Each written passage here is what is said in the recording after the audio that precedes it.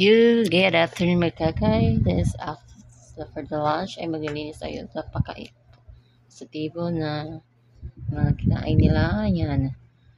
Ayan. Ito yung ginamit namin sa kabila nung nagday kami nagkinilaw.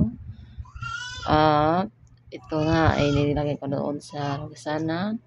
Ayan, marami mga plato at baso dito na ginagamit, hindi pa nalinis dito sa table.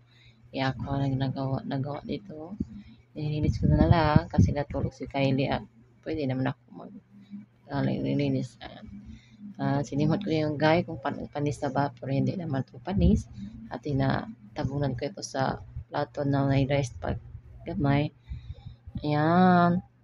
Ayan, kinuha ko ng mga plastic at plato at nilagay ko sa basurahan na plastic at sa plato naman sa hugasan at baso kinuha ko na rin. Ayan. Ayan, kaya kukuha ako ng pangpunas dito sa table. Oo. Ay ko na kutsara chili mo kakaya ipuso kay kuyaw nila. Ito. Ipuso na ito karong kutsilyo kay makukuha makadiskasya ta. Ayan, kitrapo na ako sa table mga kakay. Ayan, wipe sa ito mga wipe. Ayan, ito ng trapo mga kakay. Tinipon ko dito sa ayan para ihulog sa plato. Ayan. Ayan, ganyan para hindi mahulog sa semento sa sawi. Hindi po tapos ang trapo mga ganyan. Tinatapos ko lang dito. Natapos ko lang dito sa table na may mamuhumpa. Ayan, yan yung trapo. And dito naman tayo sa lutuan. Lutuan tayo dito maglinis. Ayan, may mamumuhupal at mga ginagamit na puspuro dito na dito natin tinapon. Ako na lang naglinis dito. Ayan. Yan, hindi ka na natin sa hugasanan. Hugasanan, ibutang natin sa mga kakay. Layo man ang hugasanan, tuyok, my God. Hindi man doora kayo, dali ilaw.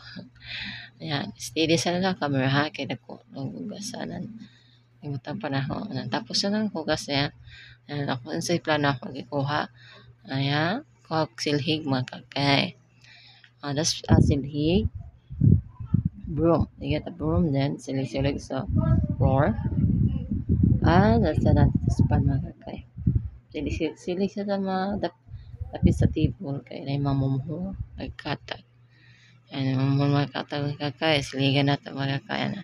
Kasi pilit sa tiil. Sabot sa tiil na yung mga sagbot sa tiil. So, ayan, silig na ako mga kakay. Ayan. Medyo kasi mga kakay wala kong tulog kagabi kaya. Kasi may sakit si Kylie. Ayan. Yung ganyan yung mukha ko. Malaki ng eyebags ko. Alas 4 na ako nakatulog. Ayan. Ibinuta ko sa ubos pero hindi. Parang hindi. Kasi may bata kasi binalik na lang sa camera. Ayan. Lalabas ako sa bahay. Kasi bibili ako. Ang init kasi kaya tignan nyo ang mukha ko. Hindi na naitsura.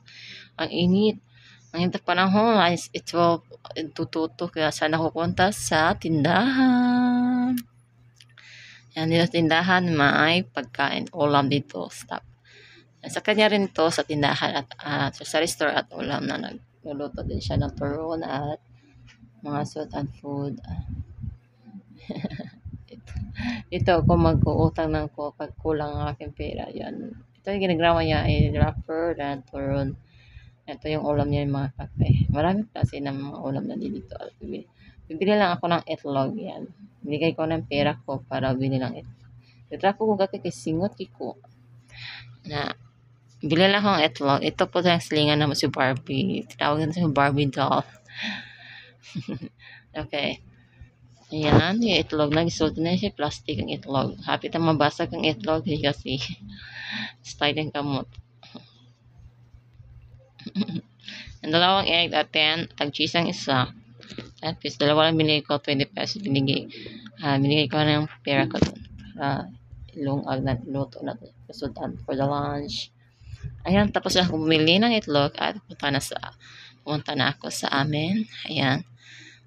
Ang init talaga mga kakayon, hindi na ako napando. Ayan. Ayan, dito na ako at ilalagay ko dito sa lutuan na kanin. sa ibabaw. Yan mga kay, ganyan na para madali lang at usay ng atong lutoon. Yan, binuksan ko na ang kaldero. Ayan, hindi pa yun naluto ha, bago pa lang ito na ayan, nilagay ko yan dito. Ayan, may tubig. Yan ang sekreto dito na kaiusa lang. Ang egg and rice. Ayan, nilagay ko na dito at itakip natin balik ang kabako. So, yan, magkaka-waitan lang tayo mga 2 minutes, 3 minutes. Ayan, thank you for watching mga kaka. Love you.